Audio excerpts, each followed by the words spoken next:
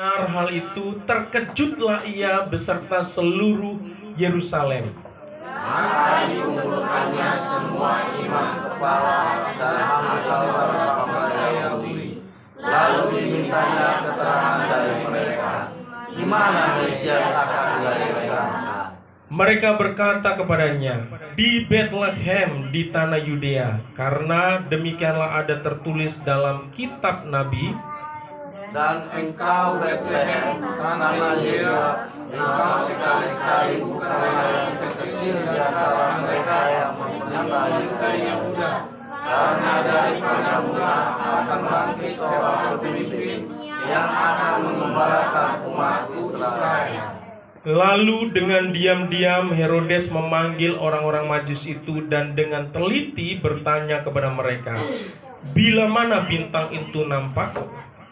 Kemudian ia menyuruh mereka ke Bethlehem. Katanya, pergi dan selidikilah dengan seksama hal-hal mengenai anak itu, dan segera sesudah kamu menemukan dia, kabarkanlah kepadaku supaya aku pun datang menyembah dia. Setelah mendengar kata-kata raja itu, berangkatlah mereka dan lihatlah, bintang yang mereka lihat di timur itu mendahului mereka sehingga tiba dan berhenti di atas tempat di mana anak itu berada. Ketika mereka melihat bintang itu, sangat bersukacitalah mereka. Maka masuklah mereka ke dalam rumah itu dan melihat anak itu bersama Maria, ibunya, lalu sujud menyembah dia. Mereka pun membuka tempat harta bendanya dan mempersembahkan persembahan kepadanya, yaitu emas, kemenyan, dan mur. Dan mereka diperingatkan dalam mimpi supaya jangan kembali kepada Herodes. Maka pulanglah mereka ke negerinya melalui jalan lain. Haleluya. Bapak Ibu yang dikasih Tuhan, ya hari ini saya memberi tema. Ya, kita akan membahas firman Tuhan sesuai dengan tema ini ya. Kita baca temanya bersama-sama. 1, 2, 3. Yesus datang untuk mengubah jalan hidupku. Ya. Temanya Yesus datang untuk mengubah jalan hidupku. Bapak Ibu yang dikasih Tuhan, kita bersyukur ya. Hari ini kita udah masuk bulan Desember. Sudah masuk di tanggal 25. Ini semua karena kasih dan campur tangan Tuhan yang luar biasa. Kita bisa memeringati Natal ya. Itu semua yang luar biasa. Kita intinya mengagumi karya Tuhan di dalam hidup kita, dalam menuntun kita. Saudara yang kasih Tuhan, ya hari ini kita merenungkan bagaimana firman Tuhan dengan tema Yesus datang untuk mengubah jalan hidup kita. Amin. Saudara yang kasih Tuhan Yesus datang dengan sebuah sasaran yang sangat jelas. Saudara, ketika Yesus datang ke dunia ini, ya, dia mau menjadi manusia. Ya, dia mengambil rupa manusia datang ke dunia ini. Itu ada tujuan yang jelas, Bapak. Yesus datang bukan datang dengan tidak ada tujuan, tetapi ada tujuan, ada sasaran yang Tuhan mau lakukan dalam hidup ini, yaitu dia akan mengubah dunia ini, ya. Ya, apa yang Tuhan Yesus ubah, saudara? Ya, dengan kedatangan Tuhan Yesus, ya, Yesus mengubah orang berdosa menjadi orang yang dikuduskan. Saudara yang kasih Tuhan, tanpa kehadiran Yesus ke dunia ini, tanpa Yesus lahir ke dunia ini dan menjadi juru selamat umat manusia yang mati di atas kayu salib, tidak ada satu orang pun manusia yang hidupnya benar di hadapan Tuhan. Tidak ada satupun manusia yang hidupnya dikuduskan oleh Tuhan. Manusia akan terus hidup dalam dosa, saudara. Status dosa, manusia berdosa itu akan melekat di dalam kehidupan orang-orang yang ada di dalam dunia ini. Saudara, kita bersyukur bahwa Yesus datang, yaitu mengubah orang yang berdosa menjadi orang yang dikuduskan. Amin. Kita bersyukur hari ini, saudara. Kalau saudara bisa percaya dan menerima Yesus sebagai Tuhan dan Juru Selamat, status Bapak Ibu bukan lagi orang berdosa, tetapi orang yang telah dikuduskan, orang yang telah dibenarkan di hadapan Allah. Itu luar biasa. Itu adalah anugerah, adalah satu pemberian status yang luar biasa, saudara. Ya. Terus apa? Yesus datang mengubah orang yang merasa tertuduh karena dosa sekarang dibenarkan oleh karena iman percaya kepada Yesus. Saudara yang kasih Tuhan, orang yang berdosa itu akan hidupnya kalau nggak dibenarkan dan tidak dikuduskan, itu akan dihantui dengan rasa bersalah. Rasa apa? Ya, rasa tertuduh atas kehidupannya, saudara. Tetapi kita yang ada di dalam Kristus, kita sudah dimerdekakan. Amin. Kita tidak lagi diperbudak oleh dosa lagi, tidak dituduh lagi bahwa kita ini adalah orang yang berdosa yang akan mendapatkan satu penghukuman kekal, saudara. Tetapi kita adalah orang yang sudah dibebaskan dari rasa bertuduh, rasa bersalah karena dosa, sehingga kita bisa menerima kehidupan yang kekal bersama Tuhan. Kita punya keberanian bahwa kita punya janji yang Tuhan berikan bahwa kita memiliki hidup yang kekal di dalam Tuhan. Dan apa lagi? Yesus datang untuk mengubah orang yang berputus asa tanpa harapan supaya memiliki harapan, saudara. Jadi kehadiran Yesus di dalam dunia ini memberikan harapan baru bagi setiap orang yang tidak punya harapan dalam banyak hal, saudara. Tadi dalam kehidupan manusia yang masih dalam status dosa tadi, tidak ada harapan untuk bisa memiliki hidup yang kekal. Tetapi dengan kehadiran Yesus, manusia yang berdosa punya pengharapan, punya hidup kekal di kerajaan sorga bersama Tuhan. Saudara ya, ini memberikan harapan. Kalau anugerah yang terbesar, ya, di mana Tuhan sudah memberikan kehidupan yang kekal bagi setiap kita. Saya yakin dan percaya Tuhan juga akan menjamin setiap apa yang kita butuhkan di dalam hidup kita. Amin. Maka Yesus berkata, jangan khawatir tentang hidupmu. Artinya apa? Selama kita menjalani kehidupan ini, kata Tuhan, jangan khawatir ya apa yang kau makan, kau minum, saudara. Karena apa? Semuanya disediakan oleh Tuhan. Saudara yang kasih Tuhan, ya, kita harus bersyukur hari ini bahwa Tuhan memberikan pengharapan yang baru. Ya, kalau di dalam Alkitab kita akan menemukan seorang wanita yang melakukan dosa yang berbuat zina. Ya, ketika dia ditangkap dan dibawa kepada Yesus. Untuk apa? Supaya apa? Yesus itu menghukum wanita yang berzina ini. Pada waktu itu adalah hukumannya dirajam, saudara. Orang yang kedapatan berzina, orang yang kedapatan berdosa dan melakukan zina, dia harus tangkap dan hukumannya adalah rajam, saudara. Tetapi ketika orang-orang membawa wanita yang berdosa itu kepada Yesus, apakah Yesus menghukum dengan rajam? Saudara, tidak, saudara. Tetapi apa? Yesus berkata kepada orang banyak itu, siapa yang tidak berdosa di sini, ya dialah orang yang pertama melemparkan batu. Tetapi tidak satu orang pun yang berani melemparkan batu kepada wanita itu. Karena apa? Karena semua merasa bahwa mereka berdosa. Saudara, Tuhan juga sama, saudara. Dia telah membebaskan kita. Tuhan tidak menjatuhi hukuman terhadap kita yang berdosa, tetapi hukuman dosa itu telah ditanggung oleh Yesus dengan cara dia menyerahkan hidupnya di atas kayu salib, mengorbankan hidupnya di atas kayu salib, saudara. Ya, jadi sasaran tujuan kedatangan Yesus ke dunia ini adalah ingin mengubah setiap pribadi kehidupan kita, saudara. Tuhan mau, saudara, yang tidak ada pengharapan seperti wanita tadi. Saudara mungkin udah putus asa, udah dia berserah apa yang akan diterimanya, saudara. Tetapi apa? Tuhan memberikan kehidupan yang baru, punya pengharapan untuk masa depannya, saudara. Tidak dihukum, tetapi Tuhan nyatakan belas kasihannya, saudara. Nah, hari ini, saudara yang kasih Tuhan, ya kita harus menyadari bahwa ketika manusia jatuh dalam dosa, ya, dosa itu membuat hubungan manusia dengan Allah menjadi terputus, saudara. Ya, supaya kita ini mengerti, memahami benar-benar karya Tuhan itu luar biasa ketika dia datang, saudara, ya. Dosa membuat hubungan manusia dengan Allah menjadi terputus. Orang berdosa akan mengalami kematian, baik jasmani maupun kematian rohani, bahkan sampai ujung-ujungnya nanti mati dalam kekekalan, saudara. Ya, dalam penderitaan, saudara. Tetapi kita bersyukur Yesus datang, ya, dan berkata, akulah jalan kebenaran dan hidup. Barang siapa yang tidak ada seorang pun yang datang kepada Bapa kalau tidak melalui aku, saudara. Ini kita bersyukur Yesus datang menjadi menjadi jalan, menjadi jembatan buat kita.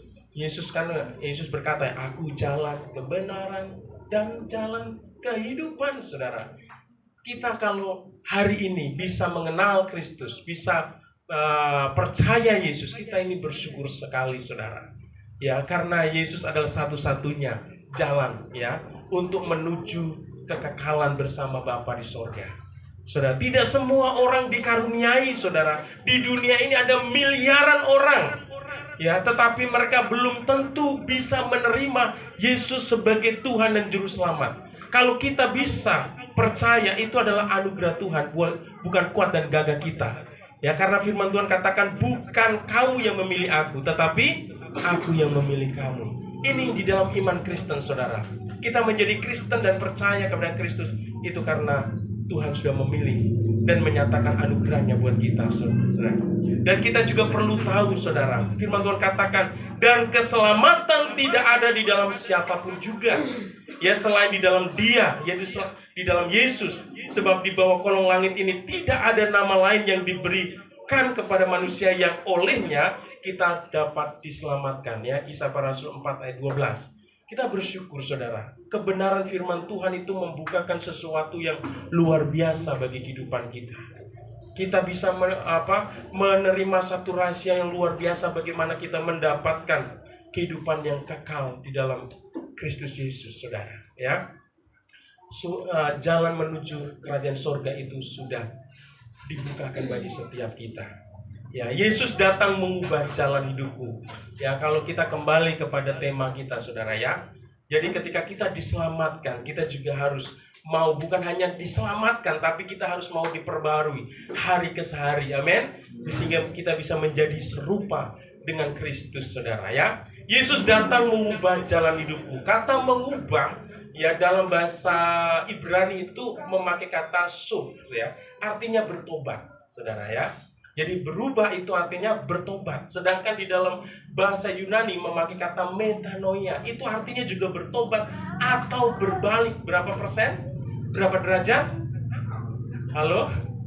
180 derajat. Artinya dari arah ke sana, saudara, harus berbalik ke sini, saudara. Bukan 360 ya, muter-muter. Nanti kayak kipas, saudara. Sedangkan jadi orang Kristen, ya, jangan kadang baik, kadang nggak baik, kadang jahat, kadang baik. Ya. Jangan seperti itu, saudara, ya. Hidup kita harus mengalami perubahan, ya, karena Yesus datang itu untuk apa? Untuk membawa perubahan bagi setiap hidup kita, ya. Kedatangan Yesus yang pertama ke dunia harus mengubah seluruh tatanan hidup kita, ya. Harus mengubah kekristenan kita. Jangan sampai ada cap yang mengatakan bahwa Kristen KTP, saudara. Hanya Kristennya itu kalau tertulis di KTP-nya Kristen, tapi nggak pernah, ya, beribadah, nggak pernah menunjukkan sikap-sikap yang sesuai dengan nilai-nilai Kristiani. Ada juga yang dicap sebagai orang Kristen, apalagi Kristen Natal itu kristal, saudara, ya. Kristen kalau Natalan aja, saudara, datang beribadah, ya, kepada Tuhan hanya pada Natal saja. Jadi harus mengubah kekristenan kita, saudara. Ya, cara kita beribadah harus berubah, motivasi kita beribadah harus dirubah. Ya, mungkin kita kalau belum benar-benar dirubah mindset kita, hidup kita, saudara, belum mengalami metanoia tadi, kita datang beribadah hanya untuk apa? Supaya kita diberkati. Ketika belum mendapat berkat, kita kecewa, saudara, ya. Ada orang yang datang beribadah dengan motivasi yang lain, saudara. Dan ini harus dirubah, saudara, ya. Kekristenan kita harus mengalami perubahan. Cara kita beribadah, cara kita berkorban dan memberi untuk pekerjaan Tuhan juga harus dirubah, saudara. Ya, mungkin ada motivasi-motivasi yang lain ketika kita memberi atau mengorbankan sesuatu untuk pelayanan. Jangan sampai, saudara, ya. Kita harus punya motivasi yang tulus. Ya, ketika kita memberi, kita berkorban untuk pelayanan, kita hanya untuk apa? Untuk kemuliaan Tuhan, saudara, ya. Mengubah cara kita dalam hubungan dengan Tuhan. Ya, hari-hari ini kita harus mengubah bagaimana cara hubungan kita dengan Tuhan. Kita harus semakin hari semakin intim dengan Tuhan. Semakin hari harus semakin karib dengan Tuhan. Amin. Saudara kasih Tuhan. 2023 sebentar lagi akan kita masuki. Kita harus benar-benar menjadi pribadi yang semakin diubahkan. Ya, jangan terus, ya, dari tahun ke tahun kita tidak berubah. Ya. Sekarang ada lagu viral ya, Tuhan Yesus tidak berubah ya. Ya kalau Yesus itu nggak perlu berubah karena dia itu memang sudah sempurna, saudara ya. Tapi kalau kita manusia masih perlu berubah. Ya dari ketidaksempurnaan menjadi sempurna seperti Kristus. Amin. Iya, yang tidak berubah itu Yesus. Kan kita perlu berubah. Amin. Ya, kita masih perlu berubah, ya.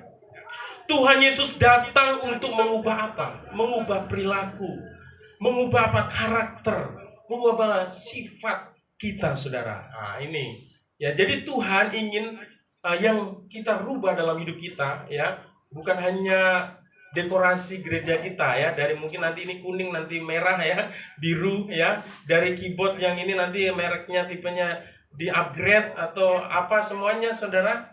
Bukan hanya itu, tetapi yang terpenting dalam kehidupan ini Tuhan yang mau rubah adalah perilaku, karakter, sifat kita supaya makin hari semakin serupa dengan Kristus. Amin, saudara. Ya, Tuhan mau ya kita mengalami satu perubahan dari manusia yang egosentris, saudara ya, yang berpusat pada diri sendiri, segala sesuatu hanya diri kita. Ya, pingin kesenangan kita, ya, kita pingin dihargai, kita pingin dikasihi, ya, pingin diperhatikan dan sebagainya. Hanya berpusat pada diri kita. Dan Tuhan mau supaya hidup kita berbalik, saudara. Ya, mengalami satu perubahan, yaitu dari gaya hidup yang egosentris, yang berpusat pada diri sendiri, menjadi gaya hidup teosentris, yaitu kehidupan yang berpusat pada siapa? Pada Allah, saudara. Dalam hidup kita yang utama itu harus Tuhan. Ya, bukan hidup kita, bukan ego kita, bukan keakuan kita, tetapi biar Kristus semakin apa? Semakin kita muliakan dalam hidup kita, supaya Kristus semakin nampak dalam hidup kita. Ini yang Tuhan mau, saudara ya. Ya, orang yang mengalami perubahan ya, orang yang Yesus, ketika Yesus datang mengubah ya, hidupnya dirubah, meninggalkan dosa dan hidup dalam kebenaran ya. Ini adalah orang, ciri-ciri orang yang berubah ya. Dia mengalami apa? Dia meninggalkan dosa. Saudara, jangan menjadi orang Kristen yang terus berkecimpung dalam dosa itu aja, saudara. Dan hidup dalam kebenaran, saudara. Rela bayar harga, ini mentalitas Kristen kita, saudara ya. Meninggalkan dosa. Jangan hidup terus dengan dosa, karena hidup kita ini sudah dibayar lunas oleh Tuhan dengan darah yang mahal. Jadi janganlah kita hidup dalam dosa terus kita harus rela hidup dalam kebenaran, hidup dipimpin oleh kebenaran firman Tuhan. Terus hidup rela bayar harga, saudara. Ikut Tuhan itu nggak gampang. Ya, ikut Tuhan itu perlu harga harga yang mahal. Seperti orang Majus tadi. Ya, kita kembali ke orang Majus tadi, saudara ya. Siapa orang Majus tadi? Supaya kita mengerti arti bayar harga, saudara ya. Orang Majus itu di dalam penafsiran Alkitab, mereka disebut sebagai orang-orang yang dikaruniai luar biasa, yang mengerti tentang perbintangan, saudara. Jadi orang Majus adalah orang yang dikaruniai hikmat Tuhan yang luar biasa. Mereka adalah orang-orang yang orang-orang yang terpandang, saudara. Tetapi ketika Tuhan menyatakan anugerah di dalam hidup mereka dengan cara memberi tanda sebuah bintang, saudara. Mereka datang untuk menyembah Tuhan. Ya. Mereka datang mengikuti petunjuk Tuhan melalui bintang yang Tuhan nyatakan buat mereka. Nah, mereka ini dari apa? Kalau ditafsirkan ya, mereka itu hidupnya di daerah Dia itu berasal dari timur, yang diperkirakan itu di antara kalau zaman sekarang itu di daerah Irak atau Iran, saudara ya. Dan mereka, coba bayangkan, saudara, mereka datang ke Yerusalem, ke Israel, tepatnya di Yerusalem. Dan itu kalau kita lihat di map, saudara, di peta itu jaraknya kurang lebih 800 sampai atau 1.500 km, saudara. Bahkan ada, nggak tahu sekarang ya, ada yang bilang sampai 2.000 km, saudara. Kalau nggak salah sini Medan, kalau nggak salah saya pernah perhatiin, saya bawa mobil, kalau nggak salah 1.000 apa 2.000 ya, 2.000 kalau salah. 1.500 PP berarti 3.000 ya, benar. Saudara, belum jalan-jalannya di sana, muter-muter sana. Saya pernah, saudara ya, 3 hari 3 malam saya bawa mobil sendiri. Itu saya tempuh. Dan zaman dulu nggak ada, saudara, nggak ada Avanza, nggak ada Terios, nggak ada Pajero, saudara ya. Adanya itu apa? Unta, saudara. Ya, coba bayangkan dari Irak atau Iran, saudara, ke Yerusalem di Israel jarak kurang lebih 1.500, saudara. Sini Medan, saudara. Ditempuh dengan menaikkan binatang, saudara. Coba bayangkan saja. Dan alat transport pada waktu itu yang terkenal paling unta, saudara, bukan kuda, saudara. Ya, orang-orang Timur Tengah kan sana unta, saudara, nggak kuda, saudara. Dan saya lihat orang yang naik unta itu ya slow ya, nggak larinya nggak seperti kuda, saudara ya. Dan itu melalui apa? Padang gurun, saudara. Medannya sangat berat sekali. Kalau pagi, kalau siang itu panas sekali, dan kalau malam itu dingin sekali. Coba bayangkan, saudara, perjalanan berapa berbulan-bulan. Ya, berbulan-bulan mereka tempuh, saudara, supaya bisa ketemu Sang Juru Selamat itu. Jadi kalau ingin ikut Tuhan, siapa bilang? Ya, cari Tuhan nggak ada bayar harga. Ada, saudara. Waktu kita, saudara. Ya, mungkin uang kita, pemikiran kita, perasaan kita, ketemu orang-orang yang mungkin nggak cocok dengan kita. Kita harus mengorbankan perasaan kita dan sebagainya. Ada harga yang harus dibayar. Orang Majus ini, mereka terus berjalan, saudara. Mereka terus mengikuti tuntunan Tuhan itu. Dan mereka datang kepada Tuhan tidak membawa tangan hampa, tetapi membawa persembahan yang luar biasa. Ada emas, kemenyan, dan mur, saudara. Itu adalah pada waktu itu, bahkan zaman sekarang masih punya nilai yang sangat luar biasa. Seperti emas, saudara. Makin hari makin harganya makin luar biasa, saudara ya. Ada kemenyan, ada mur, saudara. Ya, emas ini melambangkan apa, saudara? Ya, ketika mereka memberikan persembahan kepada bayi Yesus, saudara, mereka membawa korban itu dengan sukacita. Kenapa? Ketika mereka sampai kepada Yesus, ya, mereka bersujud dan mereka mengalami sukacita, saudara. Perjalanan yang begitu luar biasa. Ketika mereka ketemu dengan Sang Juru Selamat itu, mereka mengalami sukacita yang sangat besar, saudara. Saya yakin dan percaya ketika kita mau ya mencari Tuhan seperti orang-orang Majus ini, mau bayar harga, saudara, kita akan mengalami berkat-berkat Tuhan yang luar biasa, sukacita yang luar biasa, saudara. Kalau kita mencari dengan tulus, dengan rela membayar harga tadi, saudara. Jadi yakinlah ketika kita tulus mencari Tuhan, tulus melayani Tuhan, tulus berkorban untuk Tuhan, Tuhan tidak pernah salah melihat ya motivasi dalam hati seseorang. Dia akan memberikan berkatnya yang luar biasa di dalam hidup kita. Amin.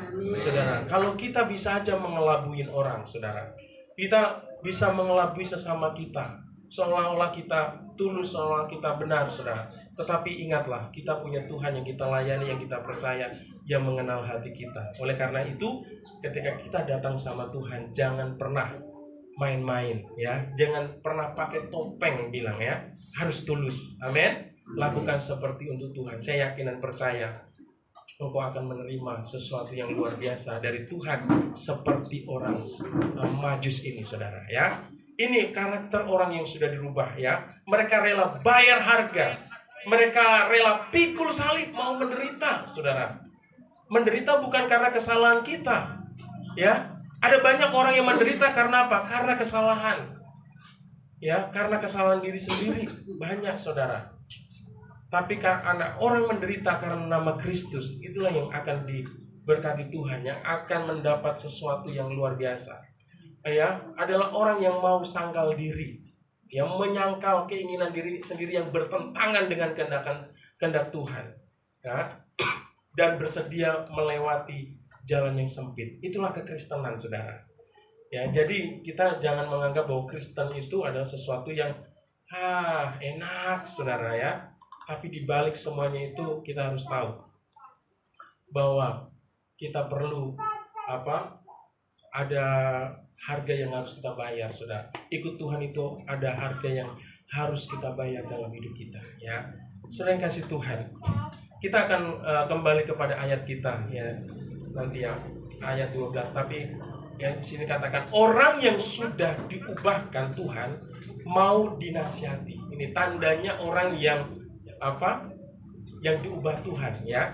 Orang yang sudah diubah Tuhan adalah orang yang mau dinasihati, mau diarahkan agar jangan kembali ke jalan yang sudah dilewati.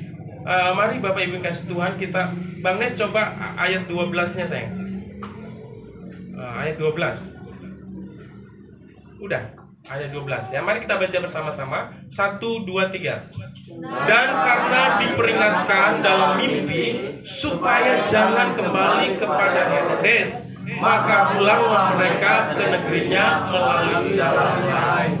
Saudara yang kasih Tuhan, ketika ya orang-orang Majus ini mau datang kepada Tuhan Yesus Kristus, mereka ketemu dengan Herodes dan bertanya di mana bayi itu akan lahir. Dan Herodes memanggil semua imam yang mengetahui nubuatan tentang kelahiran Sang Mesias. Dikatakan memang di Yerusalem, saudara. Dan ketika Herodes mengetahui itu, mereka menyuruh orang-orang Majus ini supaya mereka pergi untuk menyelidiki tentang bayi ini dengan teliti. Dan Herodes minta supaya mereka kembali lagi ke Herodes karena sudah menemukan. Kata Herodes, dia akan apa? Dia akan datang menyembah Tuhan, kata Herodes, ya.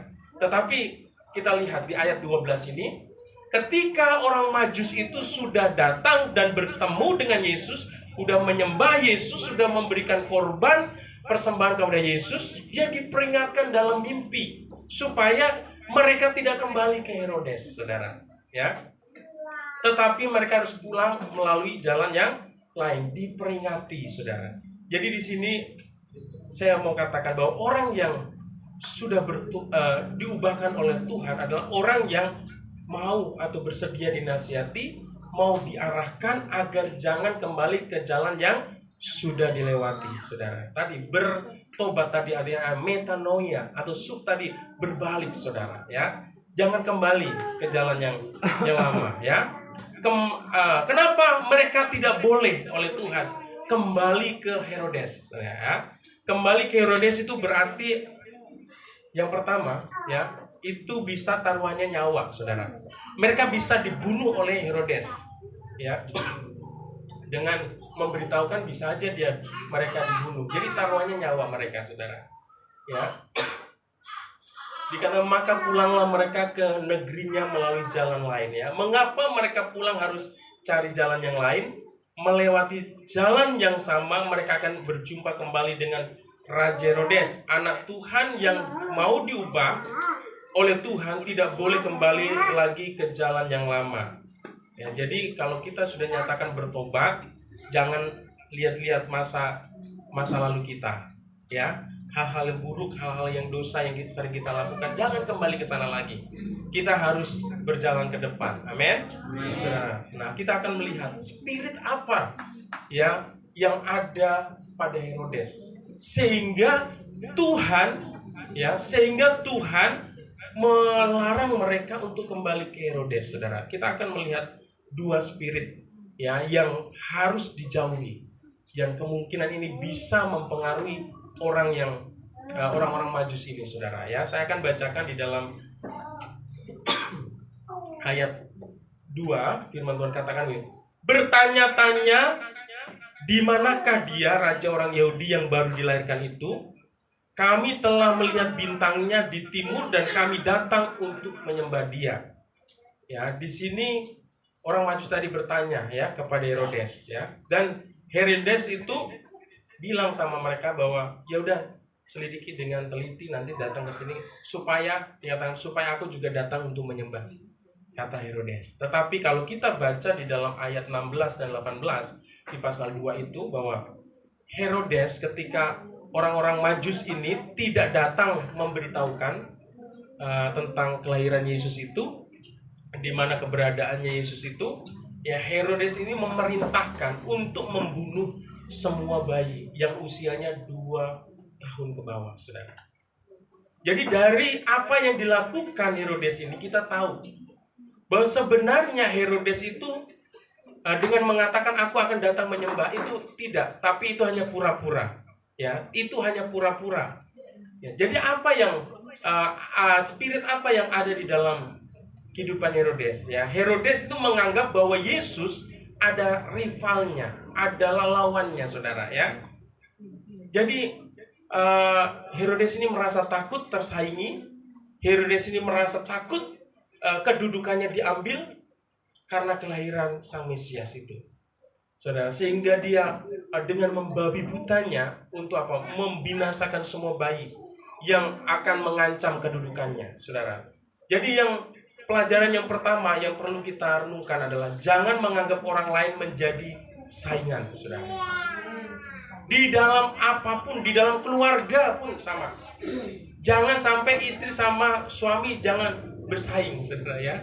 Ada loh saudara suami istri, karena istri lebih kerjanya lebih bagus, ya merasa ya suami wah ini saingan saya.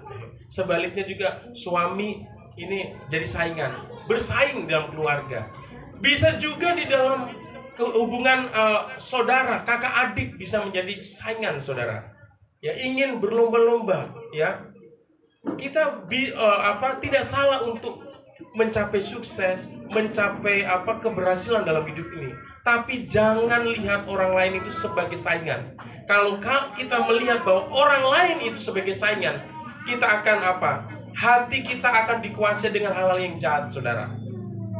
Kita harus melihat orang lain itu sebagai apa? Sebagai saudara, sebagai sahabat, saudara. Ya, sebagai keluarga dalam hidup kita. Di dalam bisnis juga sama, saudara.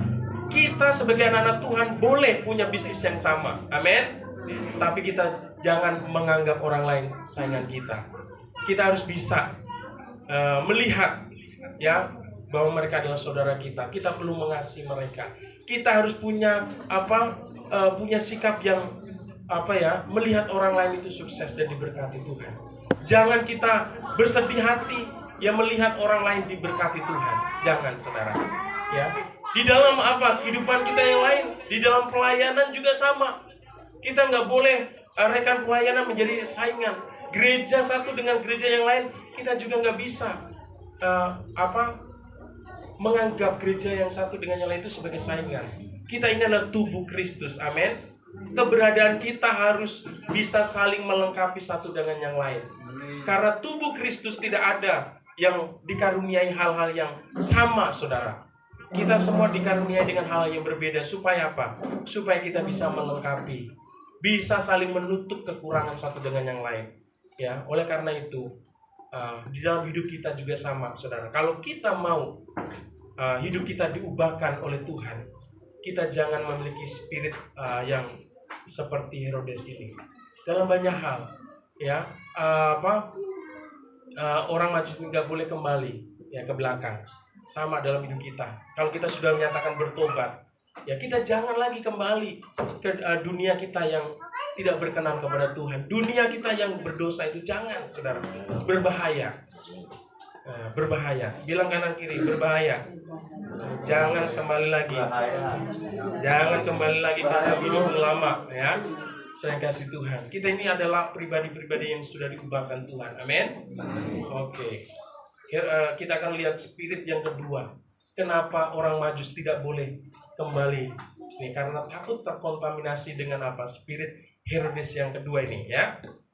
Kalau Bapak dan Ibu nanti baca di dalam Markus 6 ayat 17 sampai 20 itu bercerita tentang bagaimana Yohanes menegur Herodes. Kenapa ditegur, ya? Ya, ketika Herodes ini mengambil Herodias sebagai istrinya, ya. Ada sesuatu yang tidak benar ditegur, saudara, ya. Tetapi Herodes ini nggak terima, saudara. Dia tersinggung, ya. Ayat 20, ya, kalau kita baca nanti, sebab Herodes segan akan Yohanes saya akan bacakan, ya. Kita akan lihat nanti. Sebenarnya Yohanes ini dia menghormati Herodes ini sebenarnya dia menghormati Yohanes, saudara. Dia juga menyegani Yohanes sebagai hamba Tuhan. Tetapi di dalam fase tertentu, satu titik tertentu, dia nggak terima ketika Herodes ini ketika berbuat salah ditegur sama Yohanes. Ya, saya akan bacakan ayatnya di dalam Markus 6 ayat 20. Firman Tuhan katakan begini. Sebab Herodes segan akan Yohanes karena ia tahu bahwa Yohanes adalah orang yang benar dan suci. Jadi ia melindunginya. Tetapi apabila ia mendengar Yohanes, hatinya selalu terombang-ambing. Namun ia merasa senang juga mendengarkan dia, saudara. Jadi Yohanes ini sangat menaruh respek kepada Yohanes, ya, Herodes ini, saudara. Tapi satu titik di mana dia tidak bisa ditegur, saudara, ketika melakukan kesalahan. Dan suatu saat, ya, ketika merayakan ulang tahun, saudara, ya, akhirnya istrinya itu Herodias, ya, meminta, saudara, supaya minta hadiah itu kepala Yohanes dipenggal, saudara. Sebenarnya Yohanes nggak mau melakukan itu, saudara. Tapi karena dia sudah sudah bertekad untuk memenuhi keinginan istrinya itu, akhirnya dipenggal kepala Yohanes dan dijadikan sebagai hadiah untuk Herodias, saudara. Karena apa? Karena Herodes ini sangat dendam, ya, sama Yohanes, ya. Jadi roh atau spirit yang dimiliki Herodes itu roh yang tidak mau menerima teguran, ya. Roh yang tidak mau dinasihati, roh yang tidak mau taat sama firman Tuhan. Nah, di dalam hidup kita, saudara, sebagai orang Kristen, mungkin kita rajin ke gereja, rajin berdoa, rajin memuji dan menyembah Tuhan. Tapi perhatikan, saudara, jangan sampai kita memiliki roh yang seperti ini. Ya, roh yang tidak mau ditegur, roh yang tidak mau dinasihati, roh yang tidak mau taat sama firman Tuhan. Saya mau katakan di dalam kehidupan Bapak dan Ibu sebagai jemaat Tuhan di tempat ini, kami sebagai hamba Tuhan, ya, ketika kita melayani, ya, jemaat-jemaat, selalu kami katakan apa yang diajarkan firman Tuhan. Ya, kami tidak mengatakan hal-hal yang di luar firman Tuhan. Suka atau tidak suka, kami selalu katakan firman Tuhan yang kami katakan, saudara. Karena itulah yang Tuhan mau, ya. Dan Tuhan mau apa? Melalui firman-Nya itu, hidup kita diubahkan oleh Tuhan. Amin. Saudara kasih Tuhan. Oleh karena itu, ingat, jangan kembali ke dunia lama kita, saudara. Ke dunia, ke jalan yang tidak berkenan kepada Tuhan. Kalau kita sudah nyatakan bertobat sebagai orang percaya yang sudah menerima Yesus sebagai Tuhan dan Juru Selamat, hidup kita harus benar-benar dirubah oleh Tuhan. Ya, kita harus punya kerendahan hati, jangan punya kesombongan dalam hidup kita. Ya, jangan kembali kepada tabiat yang lama. Jadilah pribadi atau manusia yang terus-menerus diperbarui, sehingga kita menjadi pribadi yang semakin berkenan kepada Tuhan.